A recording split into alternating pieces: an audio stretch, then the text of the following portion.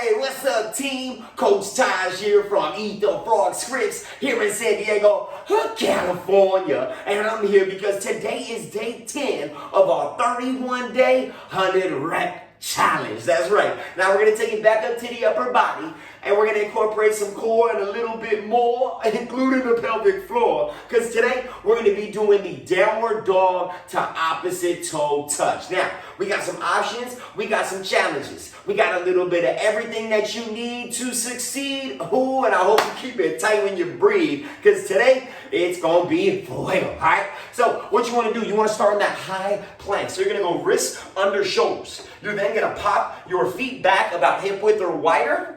Yes, and this is your starting position. Now, you want to make sure that your lower back is not curved. You want to tuck that tailbone and really tighten that midsection, because we will be doing some cross-body touching, which will require quite a bit of balance and control. All right, so from here, you're going to shift your butt back into that downward-facing dog, pressing your heels down into the floor. Now, when you do this, you want to make sure that you are literally driving through the fingertips, really grounding through the floor. Now, as you shift your butt in the air, you're going to tap the opposite foot and then shift back to the high plank. So you shift back into the down dog, tap the opposite foot. So I use my left hand to touch my right foot and come back. And then I touch my left foot with my right hand and come back. Now, if you're having a hard time just tapping the opposite toe, an option for this movement is just to shift from downward dog to high plank.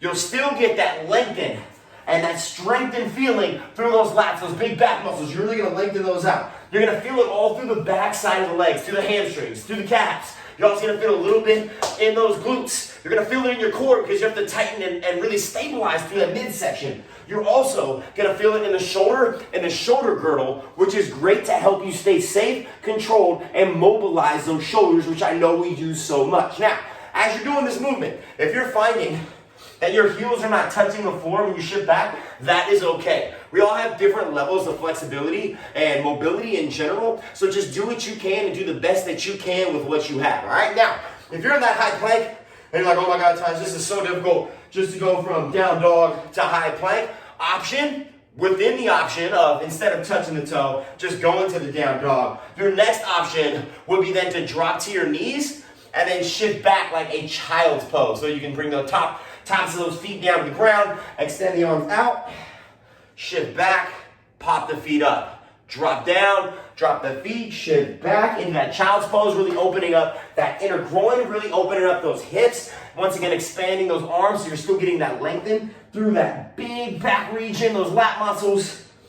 And then you just shift and pop up. Now, if you don't like the high plank, if you're just not comfortable with this position yet, you can always just go from your knees, shift back, shift forward. And that still gives you the opportunity to create that mobility without the added resistance or load of the down dog or the crossbody toe touch. Now, if you're on the kneeling position and you're like, Taj, I really do want to work a little bit of crossbody, you can tap, drop, tap, drop. But regardless, if you're in the kneel or if you're on your toes, every time you shift back forward, you want to make sure that shoulder doesn't go past the wrist. Because notice, if my shoulder's way past the wrist, that's dumping a lot of weight into that wrist joint, and that joint is not built to hold the load. It is just there to help mobilize the surrounding muscle groups with that joint, all right? Now, if you're doing this movement, you're like, Taj, I can do more. I need more. I want to see more. That's what I'm talking about. Well, you can then add a push-up. So you'll do your down dog, opposite toe tap, and then a push-up.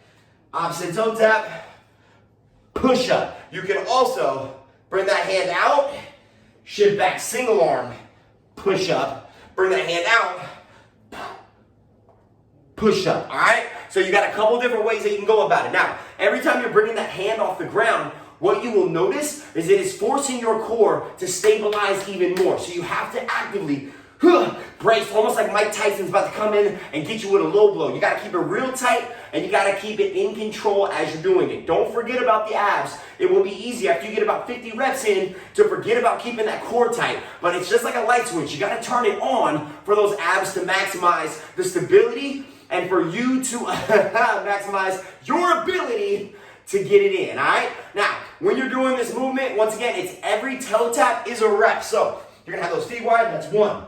Boom. 2, if you want that challenge. You can, 3, if you want to go with the option, 4, 5, whatever you're into. But every time you shift that butt back, that is a rep, all right? So there you go. Once again, you've got those few options. You can just do the regular shift. This is the regular move, tapping the opposite toe. Option number 1, you can just shift and move back. That's one right there. Another option is you can drop to your knees, go into that child's pose, bringing those big toes to touch, knees wide, and then popping back up. Or you can just stay on your knees and shift back.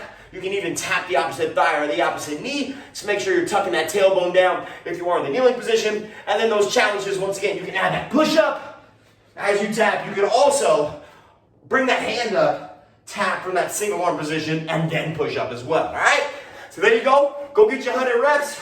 I swear you will not leave that movement, that mat with regrets today, and you will be okay, all right? Y'all have a good one. I'm going to get my 100 reps. You go ahead and do you, boo.